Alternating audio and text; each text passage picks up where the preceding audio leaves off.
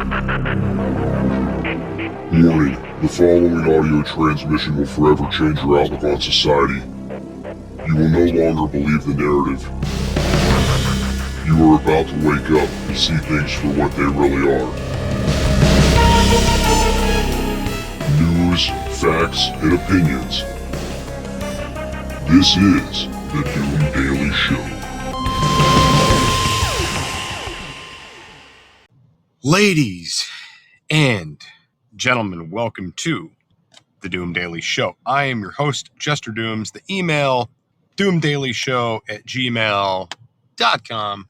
Find us everywhere on social media at Jester Dooms. The website, www.jestersvoice.com. Hit that audio button at the top hand portion of the page and leave me an audio message. It's anonymous. It's fun. Anyway, today is Monday, January 5th. Happy Monday, everybody. That's right. It's only Monday. Producer Scooter, how the hell are you? Nobody cares. All right, so for those of you guys that don't know, today is the day It's Doomsday Podcast is returning for season 6. Way to leave me hanging with no creative audio there, Scooter. Thank you. So with that, you will now know who our new co-host of the It's Doomsday Podcast show is. So if you want to know, go find It's Doomsday Podcast, Spotify, Applecast, wherever you listen to your podcast, shows everywhere. And go listen to that amazing, brand new episode of the It's Doomsday Podcast. Yes, it's exciting. I hope everybody had a great weekend. You are now back to work. Embrace the suck. Embrace it, because you got 5 today and 4 more days to go. So embrace the suck. Okay. Now I had to work a 24-hour shift yesterday, so I've embraced most of my suck for the week already. Okay. That's how that goes. All right. That's just how it works. So now I am as free as a bird today, and I have not so much responsibility today. You guys will probably see me on TikTok live this afternoon doing some work in the excavator, which is pretty exciting. I'm pretty stoked on doing my little excavator escapade lives. I think they're a good time. Let's go ahead over here, pop open this Liquid Death. Oh yeah, severed lime. Liquid Death, sponsor of the show. Cheers, guys. So refreshing. Okay. Moving on, outside of that, had a regular typical weekend. Saturday, I went live on the TikTok doing excavator stuff, went out to dinner with the family. Saturday night, woke up extremely early on Sunday, went into work, worked a 24-hour shift, just got off. As you're hearing this, you're probably on your way to work, because I just walked through the door and did this. Okay, so that's what's happening. That's what's going on. And I'll hopefully have the energy to go live in a little bit here and, bust that out. Maybe have some coffee in the excavator and do some excavator stuff, right? That's exciting. As the weekend always comes to the close, there's always that weird little bit of depression that kind of sits in. It's Sunday morning, it's the last day of my time off and I just want to do nothing. And then, it slowly winds throughout the day, and then you start realizing you got to get things ready for work the next day, and then you're like, fuck, why am I doing this again? And then you remember you have bills and shit. Everybody said, grow up, get a good job, move out of your parents' house. They didn't tell you what you were in for. We should all stayed at home. We should all stayed the fuck home and just stay at our parents' house. And look, we're just going to take over the bills when you die. I'm going to work a crap job that's going to give me some freedom. I'm going to start throwing that in savings accounts to earn interest. And then when I'm 40 or 50 and you guys are going into a home, I'll take over this place and I'll just live off the interest that I accumulated over the years. That's what we all should have done. We got fucking scammed, man. We all got scammed. That's what happened. Shit. This shit sucks. Anyway, moving on from that though, I do hope your weekend was fantastic. But now it's morning time and it's Monday. So enjoy the donuts, enjoy the breakfast, Go out, get yourself a good bacon, egg, and cheese bagel from someplace other than McDonald's, right? Maybe get a good BLT with egg. You get a good, you know what's good? It's a really fattening, heavy breakfast, but god dang is it satisfying. You find a place that does good Belgian waffles, okay? And that also does chicken strips, okay? And you get yourself a freaking chicken and waffle sandwich. You dip that shit in some syrup, man. You rock and roll. It's going to be a really heavy gut-sticking breakfast. It's going to be delicious, but you're probably going to gain 5 pounds in the process. But go out, get yourself something good to eat this morning. You know, I know we're all on this New Year's resolution kick of watch what we eat and go work out. And I've heard people already tell me some things that they're doing, and I'm like, yeah, why are you worried about that at your age? Why are you worried about that? Just like random things that I've heard. And it's like, you know, I think that I go back to this resolution thing. I think a lot of them are bullshit, but you know, I'm trying to stick to mine, you know, reducing the sugar intake. I have not bought any more nicotine pouches. I'm trying to reduce the caffeine intake, but it's very difficult. I've definitely upped the water intake these last few days here. So with the nicotine pouches, like what I had discovered was, and this is pretty wild, I discovered a boatload of nicotine gum in my house because I used to buy it when I worked at the prison because we weren't allowed to take things in there other than nicotine gum, right? So I had a big stash of this shit to take to work all the time, and I found it. It's still good. So I'm like, fuck, I'll just use that, right? As I'm weaning myself off these pouches. And then someone bought me like 2 cans of pouches for Christmas, and then my buddy from TikTok, he gave me a bunch of like natural tea pouches. So it's like, I've got some things floating around. My initial plan was to just do coffee flavored pouches with coffee in the morning and just try to wean it down to like a morning nicotine thing to where eventually we break it completely. And I'll tell you what, I've already noticed the reduction in the pouches because I haven't bought any yet. Like I'm making what I have last, right? And they are lasting. So it is working. Anyway, we'll be right back after these messages. Producer Scooter, if you would, hit that button. Can't get enough of Jester Dooms? Check out his other show, It's Doomsday Podcast, available on all podcast platforms. That's It's Doomsday Podcast. Back to the show. Ladies and gentlemen, welcome back to the Doom Daily Show. I'm your host, Jester Dooms. The email, doomdailyshow@gmail.com. Everywhere on social media at Jester_Dooms. All right, so a story that I thought was interesting that producer Scooter had shared with me. So kudos to producer Scooter for finding us a good lead for this show. FBI thwarts ISIS-inspired New Year's Eve terror plot in North Carolina. By Jackson Richmond, the FBI said it foiled an ISIS-inspired New Year's Eve terror attack in North Carolina. Suspect Christian Studevant, 18, was arrested on December 31st and charged with attempting to provide material support to a foreign terrorist organization. U.S. Attorney for the Western District of North Carolina, Russ Ferguson, said on a January 2nd press conference. Studevant, I don't know how to say this guy's name. Studevant, I think. It doesn't fucking matter. But just so you guys bear with me, this terrorist guy, Studevant. Maybe we'll just call him, you know what? Turdevant. I like it. Turdevant. Turdevant appeared in court on January 2nd. A U.S. citizen, Turdevant, had originally planned the attack for about a year, according to Ferguson. Online, Turdevant read ISIS material, visited the terrorist group's website, and made TikTok videos, Ferguson said. He communicated online with someone he thought was a member of ISIS, but was actually an undercover agent with the New York Police Department, he added. Ferguson said Turdevant pled his allegiance to ISIS with the agent and said he will do jihad soon. He would do jihad soon.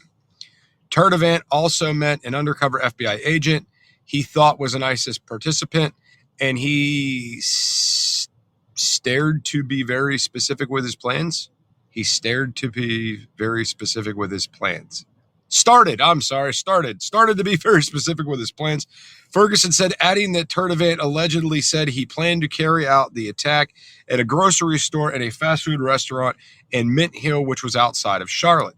The suspect said he was going to wear a Kevlar vest and attack people with knives and hammers on New Year's Eve, according to Ferguson.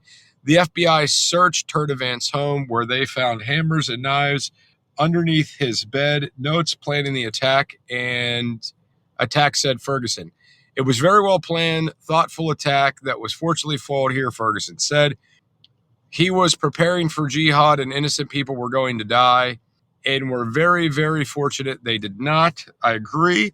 Turdivant faces up to 20 years in prison if convicted. The FBI took Turdivant to a state magistrate to attempt to have him involuntarily committed due to his allegedly threatening people and planning to die at the hands of police, according to Ferguson.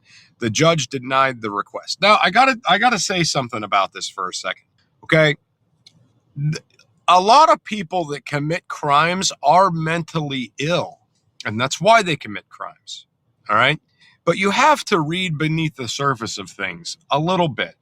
So if this guy was planning on dying by suicide by cop, that doesn't necessarily mean he's crazy because he's methodically thinking out his plan, all right?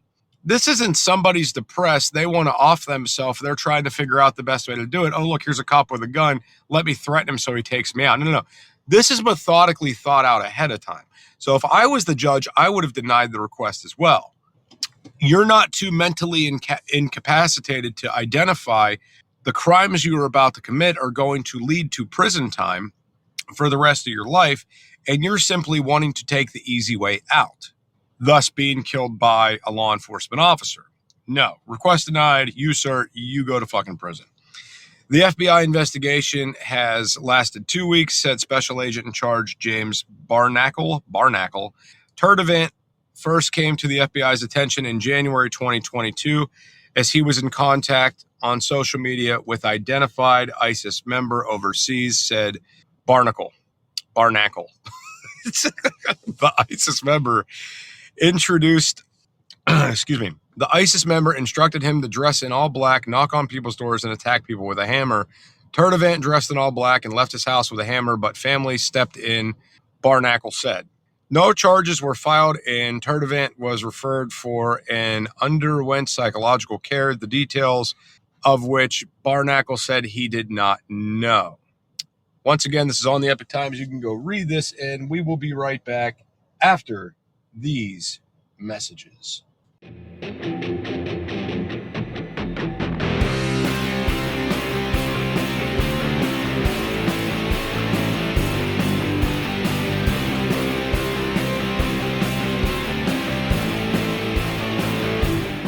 Jester from It's Doomsday Podcast and the Doom Daily Show here.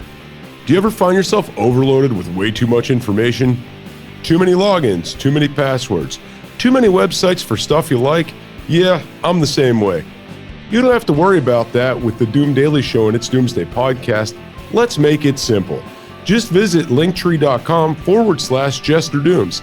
Add it to your bookmarks. That way, when you need to find the right information, it's right there, under a tap of your finger or a click of your mouse. Go to linktree.com/JesterDooms. Get it, got it, done. Remember, no one has all the answers, but this will provide you with a place to start. linktree.com/JesterDooms.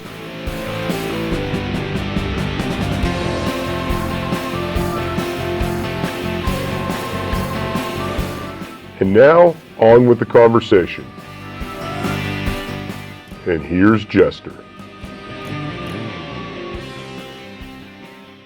Ladies and gentlemen, welcome back to the Doom Daily Show. I am your host, Jester Dooms. The email, doomdailyshow@gmail.com. Find us everywhere on social media at Jester Dooms. Now, something that went completely just over my head and I didn't even know about it until producer Scooter reached out to me is this drug narco guy that got brought up here from Venezuela and has been sent to New York to face narco terrorism charges. Okay, that happened over the weekend, in case you missed it. Now, just to kind of give you guys a summary of what's going on, the U.S. military basically started an overnight mission to capture a Venezuelan leader, Nicolas Maduro, if I'm saying that right, and his wife. Secretary of State Marco Rubio issued a direct warning to the leaders of Cuba. Rubio called Cuba's leaders as, hold on.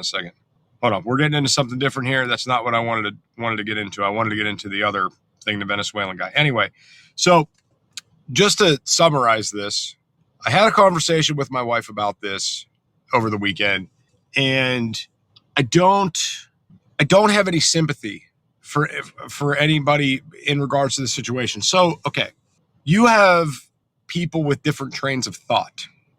One train of thought is we shouldn't just go invade another country to get a guy out of there that did not commit crimes on U.S. soil. Okay, I beg to differ. If you recall, a couple months ago, we talked on the show when they were taking out the narco boats and stuff like that. I said that, hey, this is like an act of war. This is, in fact, in my opinion, like biological warfare. You're sending substances to the U.S. that are killing men, women, and children, destroying lives, destroying ways of lives, causing abuse, theft, domestic terrorism, all of these things. All right. It's all being caused by bringing these drugs in to the U.S. All right. It is. So the long and the short is, and this is just the way I see this is warfare on our people. And you have people overseas that are getting rich off this. And I said, storm the gates, go down there, take these fuckers out. They're invading our soil with drugs and substances that are hurting and killing people. There should be no sympathy. There should be no mercy. We should fucking deal with these people. And we should send a very stern fucking message that if your drugs make it to U.S. soil and we link them directly back to you, we're coming after you. And if your military wants to try to protect you, they're going to have to deal with our military. Because at some point, they have to know that the U.S. is closed for business. At some point, they're going to have to come to the realization that no longer are Americans going to lay down and watch their families be destroyed with drugs that are coming in across the borders. Do you think I want to grow? Do you think I want to live in a world where I know that my kids could walk down the street and get hooked on a substance that's coming from overseas that could get them killed? You think I want that? You think I want these things on my streets? No. I've been seeing the destruction in this country due to drugs. I've been seeing it. For years, I've saw it and witnessed it. And it's only getting worse. It's not getting better. Drugs aren't going out of style, ladies and gentlemen. They're only getting worse. So, in my opinion, I think what we did by going down there and getting this guy and bringing him out here to face charges in the U.S., I think is a hell of a strong power play move. Now, here's the thing. You're always going to have drugs coming in because it's worth the risk. If you're a pizza delivery boy, you walk around with cash in your pocket, you know you can get jumped at any point in time and have your ass whooped for your crappy little paycheck. Now imagine if you were a pizza boy that sold $1 million pizzas and you had opportunities to make millions of dollars a day delivering pizzas. You'd go to the bad neighborhoods. You'd go to places where you would likely get killed because you know it's worth the risk. Okay? So at the end of the day here, it's kind of like, well, 6 to 1, half dozen in the other. Some drug dealers and drug kingpins are going to risk it. And they're going to try to get these things into the country. And you are going to have some that are very successful, and you're going to have other ones that struggle. You're going to have some that get away with it forever, and they're going to stay well hidden. You're going to have some that have really strong cartel powers, and they're going to keep this shit coming in. And then, you've got others that are going to get caught, and they're going to deal with what this guy dealt with. But they also know that there's a season for this because they know under certain leaders they can get away with more. Right now, we got a hella powerful leader in the country that's not fucking around and sees that enough is enough and wants to, bring back, the good old American days where these things weren't plaguing our streets. Now, they will get more creative with the drugs. They will figure out better ways to ship them. They will figure out better strategies. Things are still going to get into the country irregardless. But when we start making it harder, that means less things are coming in. It means the dollar value of these things goes higher. So in all reality, it's kind of going to be a situation where maybe you don't bring in something like cocaine anymore. Maybe you have people that have hidden greenhouses somewhere and they duplicate these climates and then they start growing the plants here. And then it's no longer an issue of getting it across the border as much as it is a hidden operation and distribution. You see what I'm saying? Like, if there's a will, there's a way. There's money to be made here. Somebody's going to make that money. Now, my personal opinion, I think, personally, that you should just decriminalize marijuana altogether, okay? Make it available in different substances for use. Because, people are stressed out, dude. Life sucks. They're going to do something. If they're not smoking dope, they're going to drink. I mean, and if that's not numbing the pain enough, they're going to go to something harder. People are fighting for insurance, all these things. Like, people are resorting to drugs sometimes because it makes life better. So why not just let people have their weed? Let them have the weed. Who fucking cares? Let them have it, tax the shit out of it. All right? I think it would be fine. I don't think there'd be a problem with it. Now, when it comes to the harder synthetics that are coming in, I think we need to impose a lot higher penalties for this shit. Like a lot higher. Because it's to the point now where, like, I'm watching people get busted with meth, like, for their own use meth, not distribution, but for their own use. And they get a slap on the wrist and they get put back out on the street and they get more meth and their lives further go downhill. I don't understand why we don't have different sentencing set up. Like, if you get caught with an illicit substance that is a very regulated substance, you know, crack, cocaine, meth, heroin, fentanyl, you know, any of these things that are these really hardcore drugs, I don't see why we're sentencing people to prison. We're not sentencing them to rehab facilities. If you get caught with an 8-ball of coke, why not send this person to rehab? They would assume get to keep their job. They might get some help they desperately need. Instead, you're charging them, you're sending them up the river. They're losing their jobs and everything. You get what I'm saying? But you'll give the meth head a slap on the wrist and you'll put him back out on the street. This does not compute. All right? It does not compute for me at all. Anyway, we'll be right back after these messages. Hey, producer Scooter here. And if you've made it this far, I just want to commend you for diligent listening skills. But also, I want you to take a moment, since you've come this far with us, send an email to doomdailyshow@gmail.com. Let us know where you're listening from. If you have any ideas for something you'd like Jester to address or talk about, send us an email. That's doomdailyshow@gmail.com. Thanks for listening.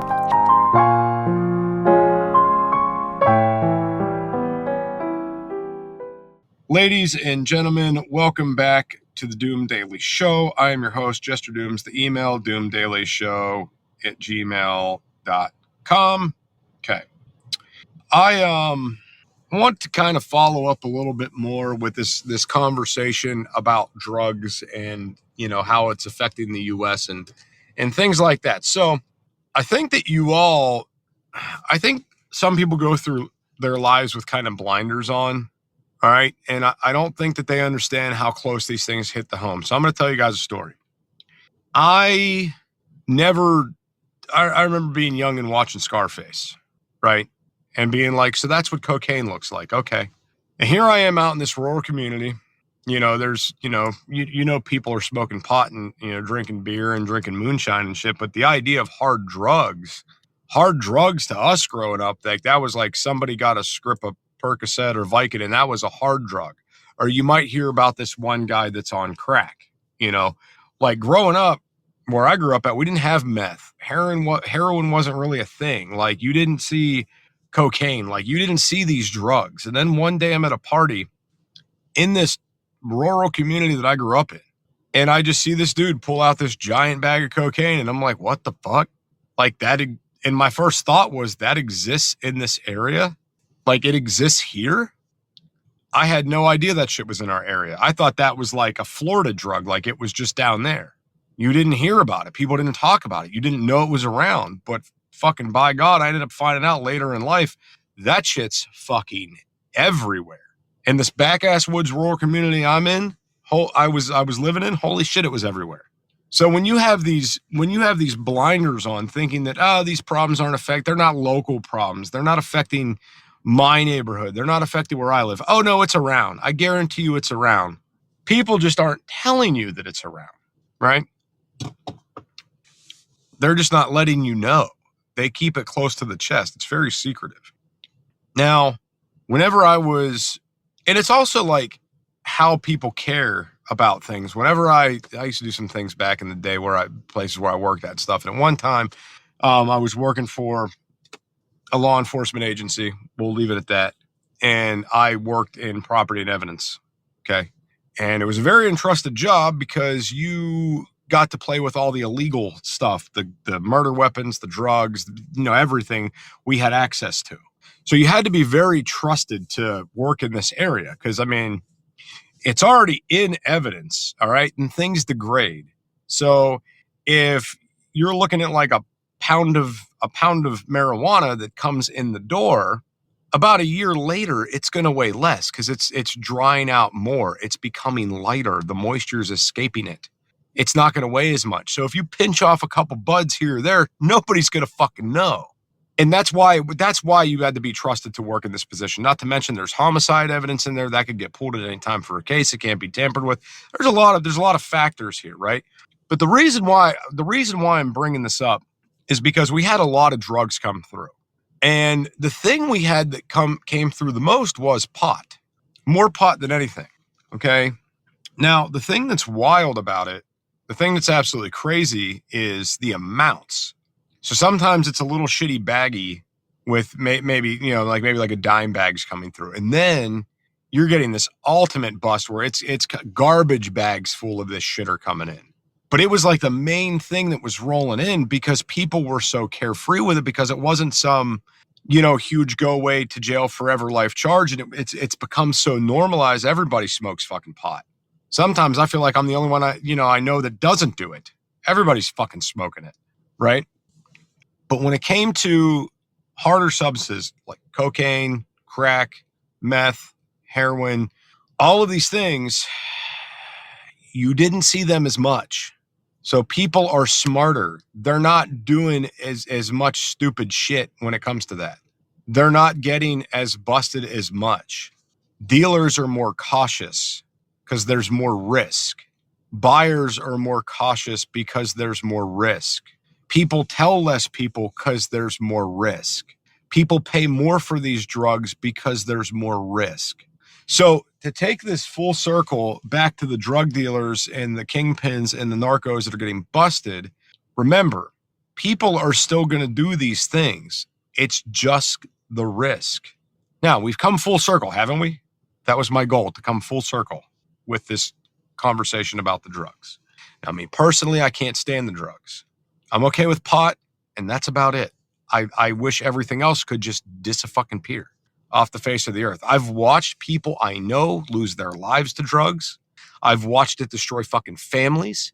I've watched people get hooked on shit and lose their fucking kids. Okay?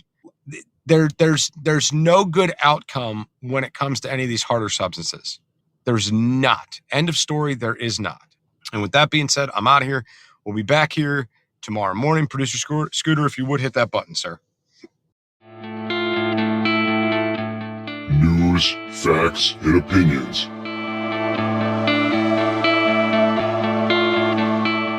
This is the Doom Daily Show.